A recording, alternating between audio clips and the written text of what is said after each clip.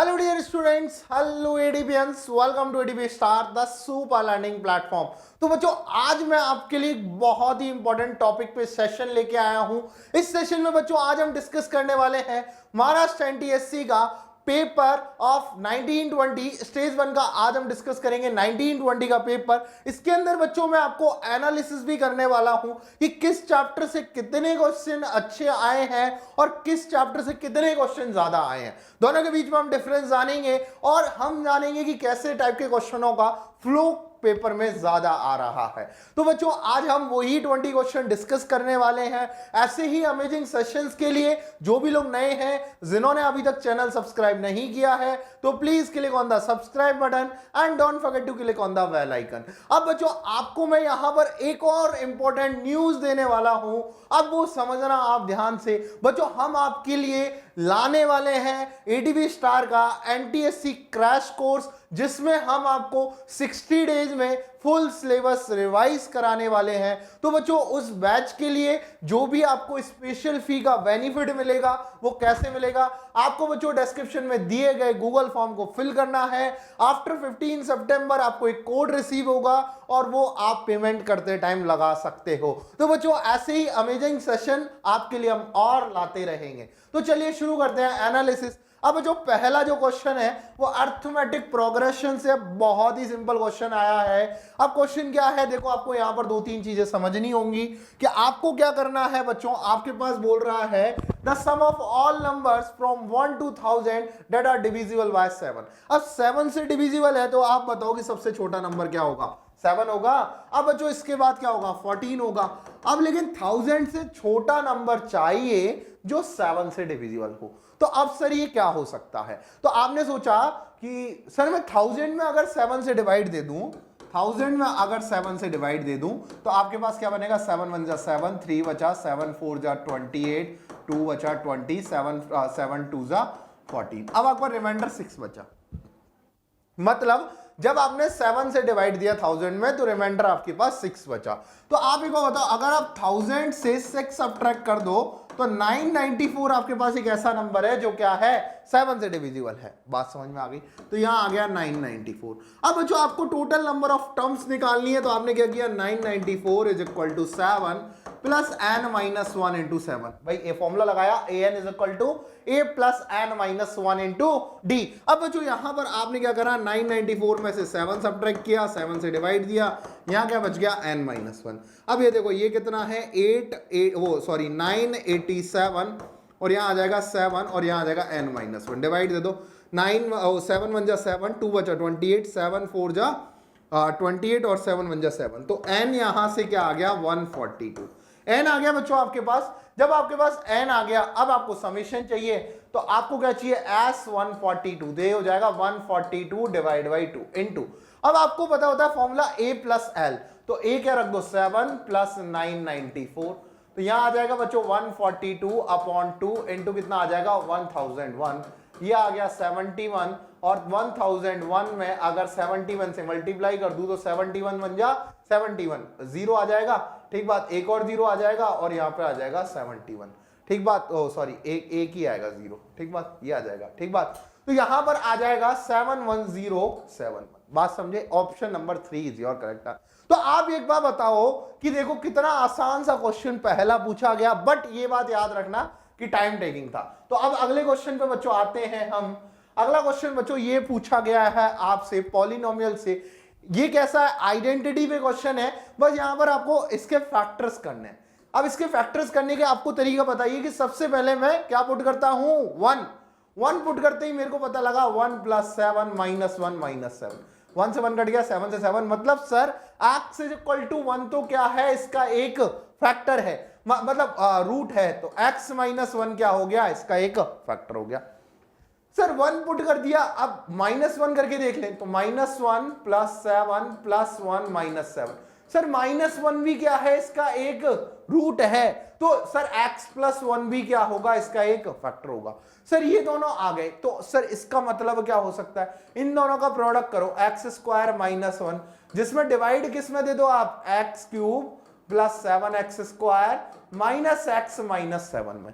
आप इसमें अगर डिवाइड दोगे तो आपको डायरेक्टली दिखेगा, यहां पर x से मल्टीप्लाई करा एक्स क्यूब माइनस एक्स, यहां पर आ गया प्लस, यहां पे आ गया माइनस, ये कट गया 7x स्क्वायर माइनस 7 प्लस 7 से आपने मल्टीप्लाई कर दिया, वो डिवाइड दे दिया, मतलब क्यूशेंट हो गया, तो यहां पर माइनस प्लस ये कट गया 0। मतलब सर इसका x प्लस 7 भी क्या है, एक फैक्टर है, तो ऊपर क्या बन गया x minus 1 into x plus 1 into x plus 7, ये बन गया बच्चों। अब अगर आपके पास ये बन गया तो आपको और ध्यान से क्या चीज देखनी है, यहां पर देखो x square plus 6x minus 7, ये क्या है x square plus 6x minus 7, तो इसके फैक्टराइज करोगे यहां आ जाएगा आपके पास ये, तो यहां आ गया बच्चों x प्लस 7 माइनस 1 कॉमन लिया तो कितना आ गया x प्लस 7, यहाँ x कॉमन लिया था, अब x प्लस 7 कॉमन लिया तो यहाँ आ गया x माइनस 1, तो यहाँ पे आ जाएगा x minus 1 into x plus 7, तो यहाँ पे देखो x माइनस 1 से x माइनस 1, x प्लस 7 से x प्लस 7, और यहाँ बच गया आपके पास x प्लस 1। तो बच्चों आपको एक बात समझ में आई कि ऑप्शन 4 क्या है आपका करेक्ट है। अब ध्यान से समझना कि ऐसी चीजें आपको याद होनी चाहिए, ऐसे कंसेप्ट आपको पता होने चाहिए, बात समझिए। अब देखो और भी एक अच्छा question, linear equation in 2 variable से, हर चैप्टर से देखो अच्छा क्वेश्चन पूछा गया है। देखो पिछला वाला भी अच्छा था, उसके पिछले वाला भी मीडियम मान सकते हैं हम। अब देखो आपसे बोला जा रहा है a boat takes 3 hours to travel 30 kilometre downstream. अब डाउनस्ट्रीम की जब भी बात आए ना तो आपको हमेशा प्लस करना है, ये वाली बात याद रखना। अगर मैं बात करूं बोट की स्पीड x है और स्ट्रीम की स्पीड y है, speed of boat is equal to x kilometre per hour और speed of stream is equal to y kilometre per hour. अब बच्चों अगर मैं डाउन स्ट्रीम की बात करूंगा, किसकी बात करूंगा, डाउन स्ट्रीम की, तो मैं क्या करूंगा x प्लस वाई, और अगर मैं अपस्ट्रीम की बात करूंगा तो मैं क्या करूंगा x माइनस वाई। ये वाली बात जरा ध्यान रखना और आपका क्वेश्चन हो जाएगा। अब क्या कह रहा है आपसे कि डाउन स्ट्रीम में वो 3 आवर्स लेता है 30 किलोमीटर चलने में, तो आपको एक बात बताओ, चार मतलब speed into distance, speed into time क्या होता है डिस्टेंस। यहां पर हम बात करें तो distance is equal to speed into time. Distance कितना है 30 किलोमीटर, स्पीड कितनी है डाउन स्ट्रीम में x प्लस वाई, और ये कितना टाइम लेता है 3 आवर्स। कितना टाइम लेता है 3 आवर्स। अब बच्चों आप एक बात ध्यान से देखो कि अगला जो क्या कह रहा है कि 5 आवर्स लेता है रिटर्न होने में अपस्ट्रीम में, तो 30 किलोमीटर ही चलेगा, 5 आवर्स लेगा अपस्ट्रीम में, तो यहां आ गया ये। अब दो इक्वेशन, दो वेरिएबल आपको सॉल्व करना है, तो देखो यहां आ गया 30 is equal to 3x plus 3y, तो यहां से आ जाएगा x plus y is equal to 10, तो ये आ गई पहली इक्वेशन। अगली इक्वेशन क्या आएगी 5 6 30, so x minus y is equal to 6, दोनों को प्लस कर दो, 2x इज इक्वल टू 16, तो x की वैल्यू आ गई 8। और आपसे क्या पूछा है स्पीड ऑफ बोट, तो आपका आंसर हो जाएगा 8 किलोमीटर पर आवर। बात समझ गए आप यहां तक बात समझे आप आसानी से कि आपका जो आपको केवल एक कंसेप्ट याद रखना था, डाउन स्ट्रीम में हम प्लस करते हैं, अप स्ट्रीम में हम माइनस करते हैं। अब ये वाली बात समझ गए तो अब हम चलते हैं आगे।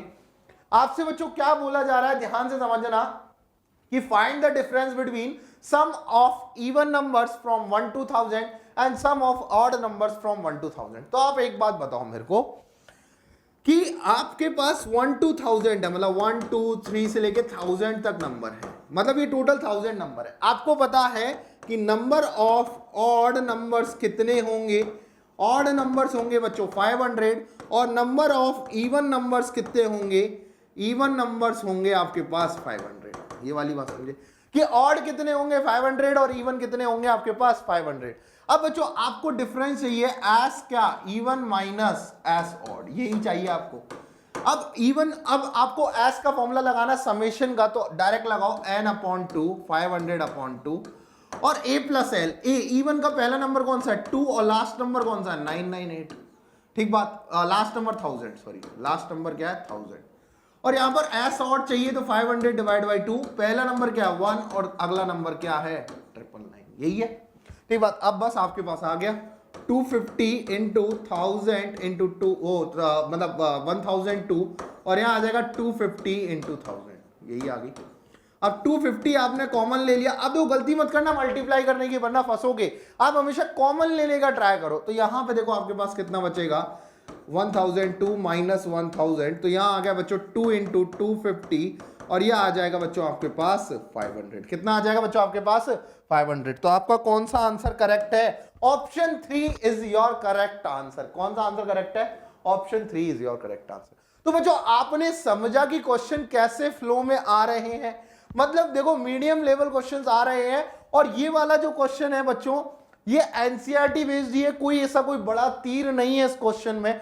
आप अगर एनसीईआरटी से भी करते तब भी ये चीजें आप समझ सकते हो, बस आपको ऑड नंबर का सम और इवन नंबर का सम आना चाहिए। अब बच्चों आपसे अगला जो क्वेश्चन है डायरेक्ट फॉर्मूला बेस्ड पूछा है, स्टैट से क्वेश्चन है। आपको बोला गया from a frequency distribution table, अगर n की वैल्यू 100 है, h की वैल्यू 10 है, CF क्यूमुलेटिव फ्रीक्वेंसी की वैल्यू 38 है, फ्रीक्वेंसी की वैल्यू 18 है, L की वैल्यू क्या है, लोअर क्लास की वैल्यू कितनी है 50, फाइंड द मीडियन। अब अगर जिसको भी मीडियन का फॉर्मूला पता होता वो इस क्वेश्चन को बहुत आसानी से कर देता। देखो मीडियन का फॉर्मूला क्या होता है, L प्लस यहां आ जाएगा n/2 minus CF upon F into H। Direct फॉर्मूले में रख दो वैल्यू, L की वैल्यू कितनी है 50 प्लस n कितना 100, क्यूमुलेटिव फ्रीक्वेंसी कितनी है आपके पास 38 अपॉन 18 इंटू एच कितना है 10। तो यहां पर हो जाता है बच्चों ये 50 प्लस ये हो जाता है बच्चों 100/2 मतलब 50 minus 38 that is 12 divide by 18 into 100। तो यहां पर हो जाता 6 2 जा 12, 6 3 जा 18, सॉरी 10। तो यहां पे कितना हो जाता 10, ये हो जाता 50 प्लस 20 डिवाइड बाई 3। कितना हो जाता 50 प्लस 20 डिवाइड बाई 3। और आपको पता है 20 डिवाइड बाई 3 कितना होता है 6 पॉइंट। अब आपके पास फिर क्या बचा भाई 3 6 जा 18, फिर 2 बचा तो यहाँ पे 20 आ गया, 3 6 जा 18 और 6 7 तो हो जाता 56.67। तो आपका आंसर हो जाता option 1 is your correct answer. बात समझ गए आप यहां तक? यहां तक बच्चों आपको बात समझ में आई तो देखो आंसर नंबर 1 क्या है आपका करेक्ट है। अब फिर से आपके पास अर्थमेटिक प्रोग्रेशन से क्वेश्चन है, मतलब अगर हम बात करें तो सीक्वेंस एंड सीरीज से है। एनसीईआरटी में वाला पोर्शन कवर नहीं होता है। ज्योमेट्रिक मीन जिसको पता होगा वो इस काम को आसानी से करेगा। उसके लिए आपको एक कंसेप्ट बता देता हूं कि अगर एबीसी अगर जीपी में है, जीपी का मतलब ज्योमेट्रिक प्रोग्रेशन, तो इसका ज्योमेट्रिक मीन क्या होगा b square is equal to AC, या फिर हम बात करें b is equal to √AC। अब आपको बोला गया कि ज्योमेट्रिक मीन जो है वो कितना है आपके पास 27 माइनस एक्स। ज्योमेट्रिक मीन कितना है 27 minus x is equal to कितना होगा √ कितना हो जाएगा इन दोनों नंबर का 21 minus x into 35 minus x. अब आप स्क्वायर कर दो, यहां आ जाएगा 27 माइनस एक्स का whole square is equal to 21 minus x into 35 minus x. जो इसको सॉल्व कर जाएगा उसका काम आसानी से हो जाएगा। देखो इसको सॉल्व करने का तरीका आपको बता देता हूं, बहुत आसान है। यहां पर इसका स्क्वायर करो, ये हो जाएगा 27 का स्क्वायर माइनस ये हो जाएगा 54x प्लस एक्स स्क्वायर। अब देखो 21 into 35 minus 21x minus 35x और प्लस का एक्स स्क्वायर।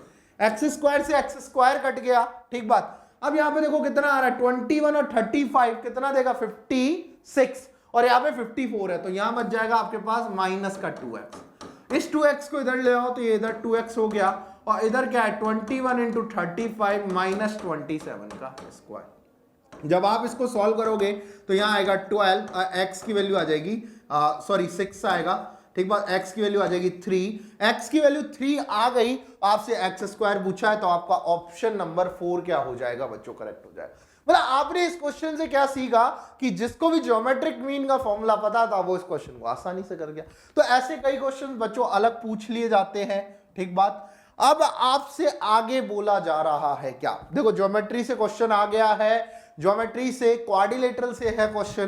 क्वाड्रिलेटरल में क्वेश्चन आपसे ये देखो 9th क्लास का क्वेश्चन है, आपसे बोला जा रहा है the difference between the diagonals of a rhombus. तो सबसे पहले आपने रोम्बस बनाया था,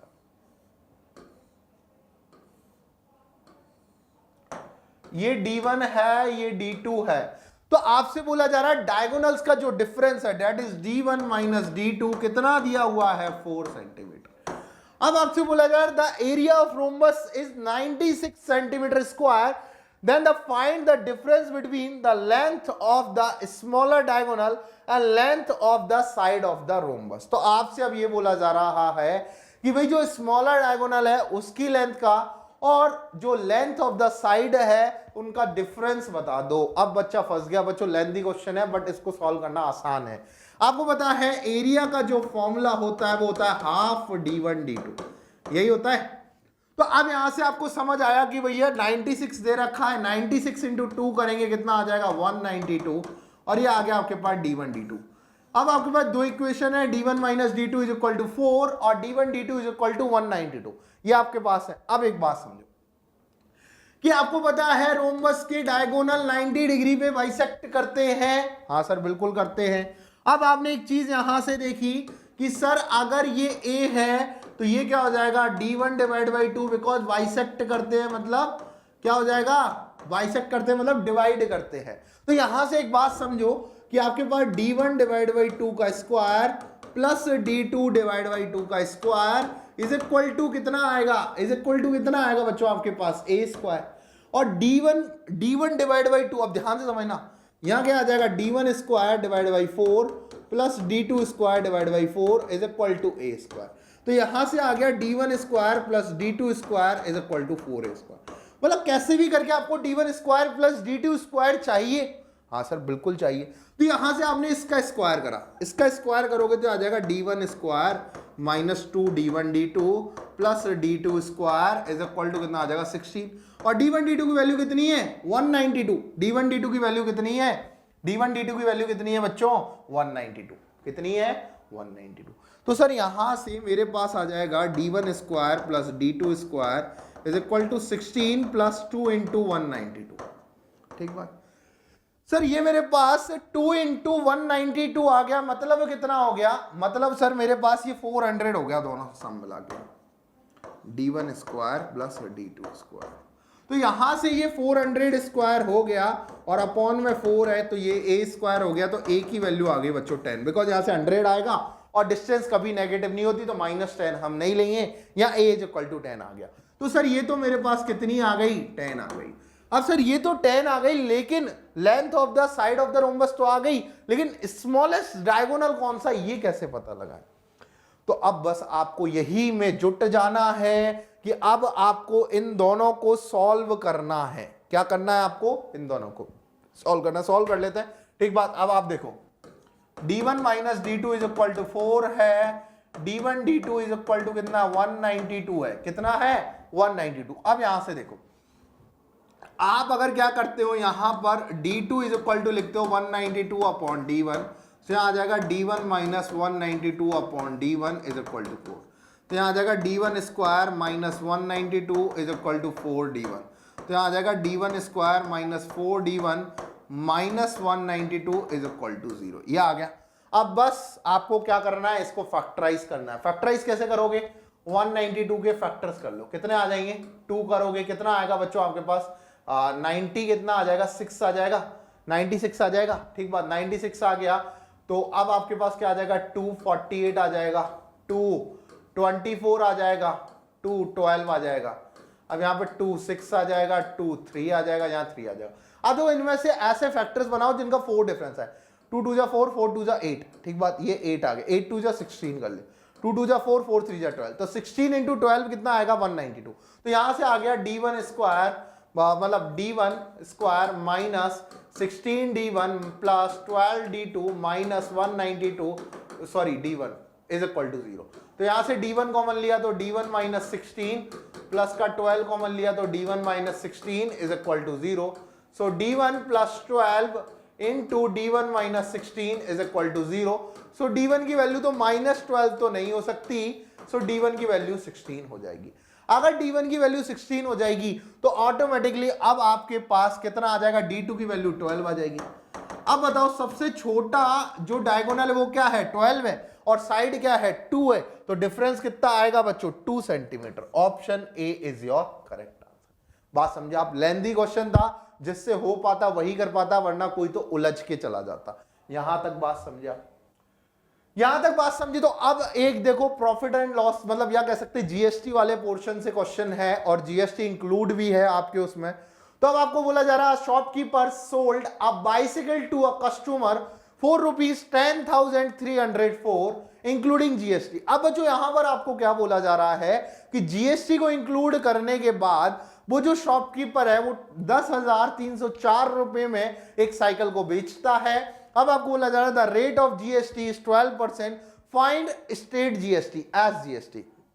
अब देखो एक बात बताओ, आप आजकल आपको पता ही है कि क्या लगता है एसजीएसटी और सीजीएसटी।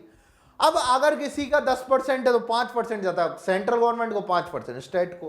तो यहां पर अगर 12% है तो 6% जाएगा स्टेट गवर्नमेंट को, 6% जाएगा आपके सेंट्रल गवर्नमेंट को। तो यहां तक आपको एक बात समझ में आई। तो आपने एक चीज देख ली कि सर मैंने अगर, अब देखो इंक्लूडिंग जीएसटी, अगर साइकिल x रुपए की थी, ठीक है x रुपए की, तो अब इसमें जीएसटी जुड़ेगा, वो कितना जुड़ेगा 12%। तो 12% जीएसटी कितना हो गया 12/100 इंटू एक्स, और ये दोनों का कंबाइन होके क्या मिल रहा है मेरे को 10,304 रुपए। ठीक बात, ये कितना हो गया 112x divide by 100 is equal to 10,304। तो x की वैल्यू हो गई 10,304 इंटू 100 अपॉन 112। बस आपको इसको सॉल्व कर लेना है। सॉल्व करने के बाद बच्चों x की वैल्यू जो आएगी वो 9200 आएगी। मतलब वो ओरिजिनल कीमत क्या थी आपकी 9200। तो बच्चों जो जीएसटी दिया था टोटल 12%, वो कितना हुआ आपके पास 10,304 माइनस 9200, ये बच गया आपके पास 1104 रुपीज। तो अब आप बताओ एसजीएसटी कितना 6%, मतलब 1104 का आधा, तो ये हो गया आपके पास 552 रुपए, जो आपका option number 2 is your correct answer. I hope आपको ये चीज बहुत अच्छे से समझ आई हुई होगी। क्यों? क्योंकि हम ये काम क्यों कर रहे हैं, बिकॉज हमें एसजीएसटी पता लगाना है। देख लेते हैं अब हम अपना answer. Yes, answer number 2 is your correct answer. देखो चलते हैं अगले क्वेश्चन पे। अब देखो ये डिटर्मिनेंट का क्वेश्चन है, वैसे ये आपको समझ आना चाहिए कि इसको कैसे सॉल्व करते हैं। हम देखो इक्वेशन में सॉल्व करते हैं, इसको इससे मल्टीप्लाई करते हैं, माइनस इसको इससे मल्टीप्लाई कर सकते। तो यहां आ जाएगा 3√5m minus 30 is equal to क्या दे रखा है 0। तो m इज इक्वल टू क्या आ जाएगा 30 अपॉन 3√5, ये कट गया, ये कितना आ गया 10। सो 10 अपॉन √5। बट सर ये तो क्वेश्चन में ही नहीं है कहीं, तो रेशनलाइज कर दो, √5 से ऊपर कर दो, √5 से नीचे कर दो। ये आ जाएगा 10√5 और √5 इंटू √5 कितना हो जाएगा 5। तो आपका आंसर आ जाएगा 2√5। तो option number 4 is your correct answer. तो बताओ कितना आसान सा क्वेश्चन पूछा गया। जिसको कंसेप्ट पता है वो इस क्वेश्चन को आसानी से कर देगा। अब देखो और एक अच्छा क्वेश्चन सिमिलर ट्रायंगल से आपको यहां पर पुटअप किया गया है। क्या क्वेश्चन पुटअप किया है ध्यान से देखना। आपको क्या बोला गया है, in a triangle ABC PQ is parallel to BC। PQ क्या है, BC के पैरेलल है। ठीक बात। अब आपसे बोला जा रहा है sequence PQ divides the triangle ABC in two equal parts in areas, which of the following alternative indicates the ratio of BP upon AB। अब ध्यान से समझना पूरे क्वेश्चन को, मैं जो करने जा रहा हूं थोड़ा सा इधर उधर गड़बड़ झोटाला करूंगा, लेकिन आपको समझ आ जाएगा। यहां से देखना, अब आपने देखा दो इक्वल पार्ट में डिवाइड करता है, तो मतलब आपने एक चीज समझी कि सर अगर मैं बात करूं एरिया ऑफ ट्राइंगल APQ की, तो वो क्या होगा half of the area of triangle ABC होगा। बहुत ध्यान से समझना, half of the triangle of area ABC होगा, आंसर होगा ही होगा। सो सर अगर मैं बात करूं area of triangle APQ upon area of triangle ABC, ये किसके बराबर होगा, हाफ के बराबर। भाई इसको इधर ले आए, इनके एरिया का रेशियो कितना आ गया हाफ। और ये जो दोनों ट्राइंगल हैं, ट्राइंगल APQ और ट्राइंगल ABC, सर ये दोनों सिमिलर हैं। हाँ सर सिमिलर है। क्यों सिमिलर है सर, कि आपको देखिए ये एंगल सेम है दोनों में और ये पैरेलल है, तो ये एंगल इसके इक्वल हो जाएगा, ये एंगल इसके इक्वल हो जाएगा। ट्रिपल ए सिमिलैरिटी से दोनों जो बड़े, एक बड़ा वाला और एक छोटा वाला ट्राइंगल सिमिलर आ रहे हैं। तो सर एक चीज और मेरे को बताओ कि इनके जो एरिया है उनका रेशियो अगर हाफ आ रहा है, तो एरिया का रेशियो करस्पॉन्डिंग साइड्स के रेशियो का स्क्वायर होता है। हाँ सर बिल्कुल होता है। करस्पॉन्डिंग साइड APQ की क्या है AP और इसकी क्या है AB का स्क्वायर। तो सर यहां से मेरे को समझ आया कि AP अपॉन AB कितना आ रहा है 1/√2 आ रहा है। AP अपॉन AB कितना आ रहा है 1/, और ये बहुत काम का रिजल्ट है, ध्यान से समझना। AP अपॉन AB कितना आ रहा है 1/√2। अब देखो अब आप दोनों सिमिलर ट्राइंगल के रेशियो लगाओ, तो आपको समझ में आया सर AP अपॉन AB कितना है 1/√2। लेकिन मेरे को चाहिए क्या, BP अपॉन AB चाहिए। तो अब आपने काम किया सर, मैं एक काम करता हूं, इसको लिख देता हूं a b upon a p is equal to √2/1, उल्टा कर दिया और दोनों साइड से मैं क्या कर देता हूं -1 कर देता हूं। ठीक है, यहां आ जाएगा a b minus a p upon a p, तो यहां आ जाएगा आपका √2 - 1/1, यही आ गया। और a b minus a p तो कितना है, बीपी है, तो अब आपके पास आ गया बीपी अपॉन ए पी कितना आ गया, √2 - 1/1, यही आ गया बच्चों।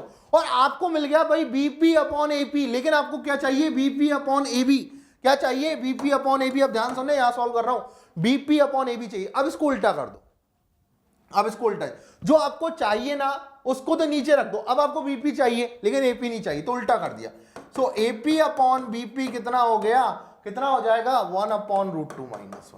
अब क्या कर दो, दोनों साइड +1 कर दो, तो यहां हो जाएगा AP plus BP upon BP is equal to 1 + √2 - 1/√2 - 1। 1 से 1 कट गया, यहां पर एपी प्लस बीपी कितना हो गया, ए बी अपॉन बीपी, ये कितना हो गया, √2/√2 - 1। लेकिन बच्चों आपको चाहिए क्या था, बीपी अपॉन ए बी, तो इसका रिवर्स कर दो, तो यहां आ जाएगा बीपी अपॉन ए बी कितना आ जाएगा, √2 - 1/√2। और यही आपके लिए क्या है, √2 - 1/√2 क्या है, आंसर है। अब लेकिन इस क्वेश्चन में एक बहुत ही बड़ा घोटाला था, जो भी बोलो। यहां पर अगर आप √2 से ऊपर नीचे मल्टीप्लाई कर दो, तो देखो ये कितना हो जाएगा, 2 - √2 अपॉन कितना हो जाएगा, 2।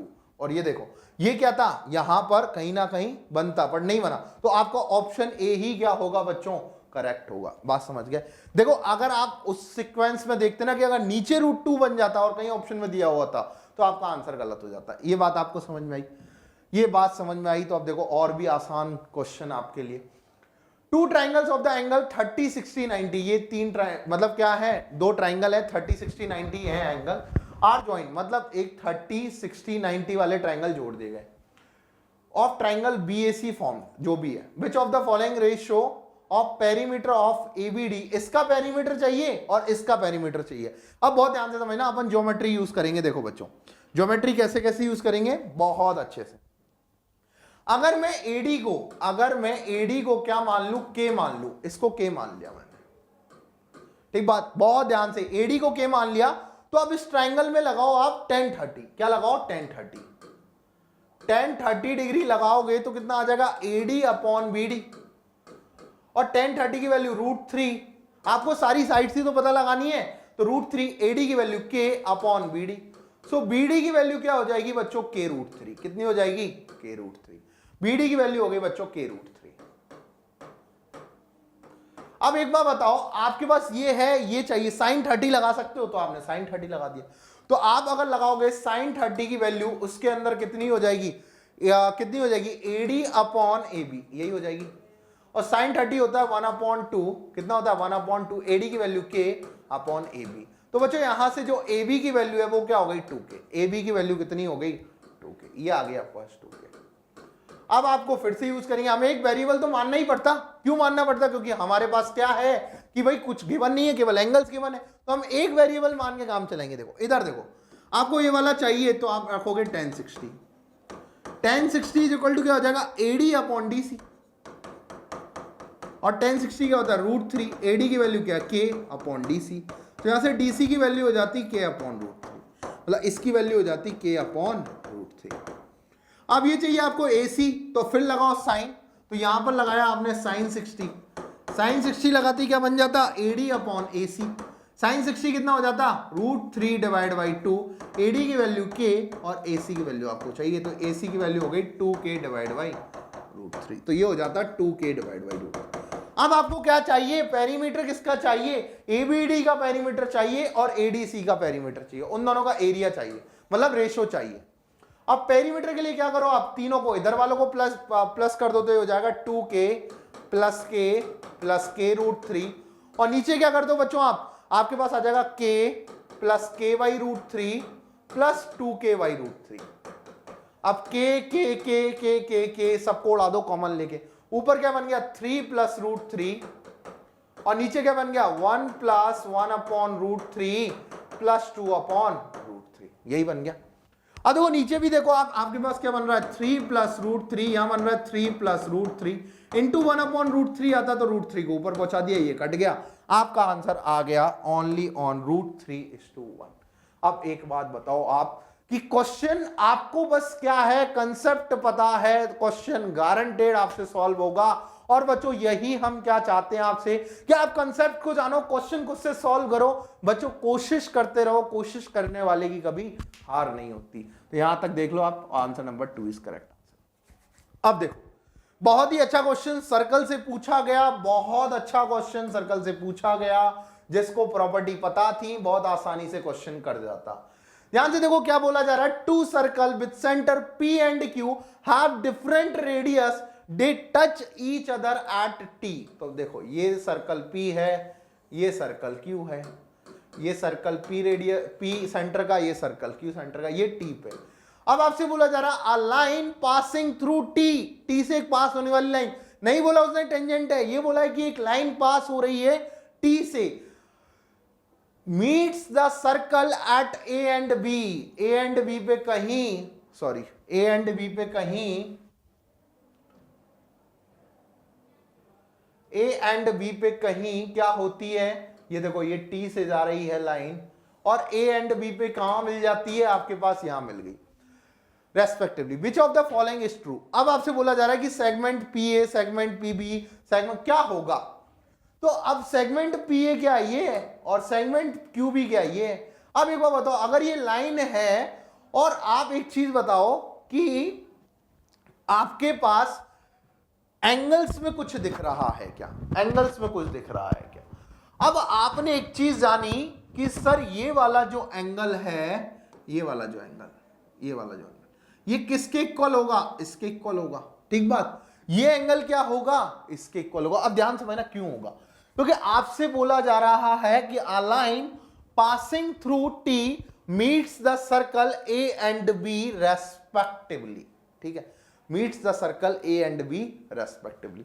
तो अब यहां से आपको ये पता लग रहा है कि भाई ये जो लाइन जाएगी वो ऐसे जाएगी, ठीक बात, T से जा रही है, ठीक।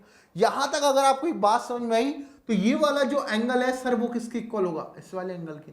तो यहां से आपको समझ में आया कि PA interior angle is equal है अल्टरनेट इंटीरियर एंगल, तो PA पैरेलल क्या हो जाएगा, BQ। बस यही है आपका क्या पैरेलल, क्या है, segment of PA is parallel to segment of QB। ये वाली बात आपको समझ में आई, ये वाली बात आपको समझ में आई। तो बच्चों अब आंसर क्या हो गया, 2 आपका करेक्ट हो गया। अब जो बहुत सिंपल क्वेश्चन कोऑर्डिनेट ज्योमेट्री से आपसे पूछा गया, which of the following points are not on the x axis. X axis पे कौन से पॉइंट नहीं, जो पॉइंट एक्स एक्सिस पे होता है उसका वाई कोऑर्डिनेट 0 होता है, इसका वाई कोऑर्डिनेट 0 है, नहीं है, ये नहीं है, इसका नहीं है, इसका नहीं है, बस 3 पॉइंट जो है वो एक्स एक्सिस पे नहीं है। तो कौन कौन से हैं वो, PRT। तो option number 3 is your correct answer. अगला क्वेश्चन, अगला क्वेश्चन आपसे बोला जा रहा है a pole of height 6 metre cast shadow of 2√3। तो देखो पोल ये रहा, हाइट का शैडो कहां बन रही है, इधर बन रही है, कितनी बन रही है, 2√3 मीटर। शैडो कितनी बन रही है, 2√3, कितनी मीटर हाइट है, 6 मीटर हाइट। आपको एलिवेशन ऑफ एंगल पूछ रहा है, मतलब थीटा पूछ रहा है, एप्लीकेशन ऑफ ट्रिग्नोमेट्री का क्वेश्चन है। तो बच्चों यहां से tan थीटा की वैल्यू हो जाएगी 6/2√3। तो बच्चों tan थीटा कितना आ जाएगा, 3, और tan थीटा आ गया बच्चों आपके पास √3। tan थीटा की वैल्यू √3 कब होती है, 60 डिग्री पे। तो आपका option number 4 is your correct answer. बात समझ में आई। अब बात समझ में आई तो एक और बहुत अच्छा क्वेश्चन आपके लिए है, मैं आपको इसका तरीका बताऊंगा, करना आपको ही है, आप ही आंसर बताओगे। Which of the following are the coordinates of the centre of the circle which passes through. एक आपको कोऑर्डिनेट बताने सेंटर के, और क्या हो रहा है, इसके सेंटर के कोऑर्डिनेट h, k मान लो, और ये पास हो रहा है P पॉइंट से, Q पॉइंट से और T पॉइंट से। तो P पॉइंट क्या है 6, ये क्या है 3, -7, और ये क्या है 3, 3। अब क्या करना, इन दोनों के बीच में इक्वेशन निकालना, डिस्टेंस फॉर्मूला लगाना, क्योंकि ये r है, ये भी r है और ये भी r है, और इन दोनों के बीच में लगाना। 2 इक्वेशन से 2 वेरिएबल मिलेंगे, आप x और y को सॉल्व कर लेना, h और k आपके पास आ जाएगा। ये आंसर आप मुझे कमेंट में जरूर बताओगे। अगला क्वेश्चन बच्चों आपसे बोला जा रहा है, क्या बोला जा रहा है कि the height of a cone is 9 centimetre and the radius of a base is 7 centimetre. Cone की हाइट क्या है, 9 सेंटीमीटर, बेस क्या है, रेडियस क्या है 7 सेंटीमीटर।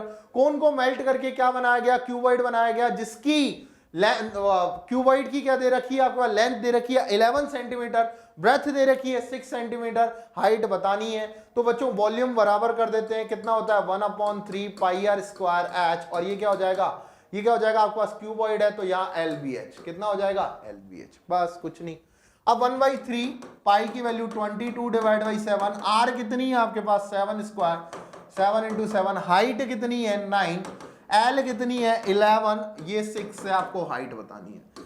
7 से 7 कट गया, 11 2 जा 22, यहाँ आ गया 14 divide by 3 into 9 is equal to 6H, यहाँ आ गया 3 2 जा, यहाँ आ गया ये, तो H की वैल्यू आ गई 7, कितनी आ गई 7, तो आपका option number 3 is your correct answer. बात समझ में आ गई। अब एक और अच्छा क्वेश्चन एप्लीकेशन ऑफ ट्रिग्नोमेट्री से, ध्यान समझना, एप्लीकेशन ऑफ ट्रिग्नोमेट्री अच्छे से पूछी गई है। आपको बोला जा रहा है AB and CD are the two poles of height H1 and H2 and point Q is the centre of the segment, point Q is the centre of the segment AC। तो मतलब अगर ये X है तो ये भी क्या होगी X, बिकॉज ये मिड पॉइंट है। अब आपको बतानी है H1 और H2 का रेशियो, ठीक, कोई बात नहीं सर। अगर मैं यहां से tan 30 डिग्री लिखता तो कितना आता H1 अपॉन X, तो H1 की वैल्यू आ जाती X इंटू tan 30 मतलब X अपॉन √3। यहां से लिखता तो मैं tan 60 degree is equal to H2 upon X, यहां आ जाता आपके पास √3 into X is equal to H2। आपसे क्या पूछा है H1 और अपॉन H2 का रेशियो, H1 की वैल्यू X अपॉन √3, H2 की वैल्यू √3X, तो यहां आ जाता X से X कट गया, यह आ जाता 1/3, कितना आ जाता 1/3। Option 4 is your correct answer. बात समझ गया। सो अगला क्वेश्चन आपसे बोला जा रहा है the diameter of a metallic sphere is 6 centimetre. Diameter 6 centimetre है तो आपका रेडियस कितनी आ जाएगी 3 सेंटीमीटर। अब आपसे बोला जा रहा है it melted it to make wire, wire कैसा होता है सिलेंड्रिकल, ऑफ डायमीटर 4 mm, तो रेडियस कितनी हो गई 2 mm। 2 mm को सेंटीमीटर में चेंज कर लो 2/10। अब आपको लेंथ ऑफ द वायर बतानी है, वॉल्यूम को बराबर कर दो, वॉल्यूम कितना हो जाएगा 4/3 pi r1 cube is equal to pi r1 square h, ठीक बात, पाई से पाई कट गया, 4/3 इंटू r1 कितना है 3 सेंटीमीटर का क्यूब। अब ये r2 कर दो, r2 r1 ये कितना है 2/10 का स्क्वायर इंटू h। इसको सॉल्व कर लेते हैं, ये 3 2 टाइम्स कट गया, 4 इंटू 9 अपॉन 4 इंटू 100 ऊपर चला गया और यहाँ h आ गया, 4 से 4 कट गया, h इज इक्वल टू कितना आ गया बच्चों आपके पास, ये 10 आएगा ना, 2/10 का स्क्वायर, ये 100 आ गया, मतलब 2/10 का स्क्वायर, यहाँ 4 आ गया, यहाँ बच गया 9 और यहाँ चला जाएगा ऊपर आपके पास 100, तो यहाँ आ जाएगा h आ जाएगा 900 सेंटीमीटर, कितना आ जाएगा 900 सेंटीमीटर। तो आपके पास कितना आ गया बच्चों 9 मीटर। बात समझे आप, कितना आ गया आपके पास 9 मीटर। अगर आप ये वाली बात समझ गए तो एक लास्ट क्वेश्चन और है आपके पेपर में, दैट इज अब आपको बोला जा रहा है ये इतना बड़ा, आपको हर साइड की लेंथ दे रखी है, बस आपको बताना है क्या बी बताना है। देखो अब मैं क्या कर रहा हूं, देखो दो ट्राइंगल ले रहा हूं, in triangle ABD and triangle ABC। ABD का मतलब ये वाला और ABC का मतलब पूरा। देखो ये 90 है, ये 90, एक एंगल ये बराबर हो गया, एक एंगल ये बराबर हो गया, डबल ए सिमिलरिटी से दोनों ट्राइंगल सिमिलर हो गए। अब मैं रेशियोज लिखूंगा, देखो बड़े वाले में 90 के सामने क्या है AC है, अब छोटे वाले में 90 के सामने क्या है AB है, इज इक्वल टू इस एंगल के सामने बड़े वाले में क्या है BC है, छोटे वाले में क्या है BD है। अब कौन सा बच गया ये वाला और ये वाला, बड़े में इसके सामने क्या है AB है और छोटे में इसके सामने क्या है AD है। इन दोनों को यूज करेंगे। AC की जगह क्या रखोगे आप 18, 10 प्लस ये B आ गया, AB कितना है B है और AD कितना है 8 है, बस B square is equal to कितना हो गया 18 इंटू 8, तो B square is equal to हो जाएगा बच्चों आपके पास B इज इक्वल टू हो जाएगा अंडर रूट 18 इंटू 8, तो इसको कर लो आप 9 इंटू 16, तो ये आ जाएगा 3 into 4 that is 12।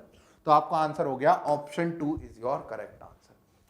I hope बच्चों आज का सेशन आपको बहुत अच्छे से समझ में आया होगा। हर क्वेश्चन में हमने कुछ ना कुछ नया देखा है, हर क्वेश्चन को अलग अलग तरीके से सॉल्व करा है।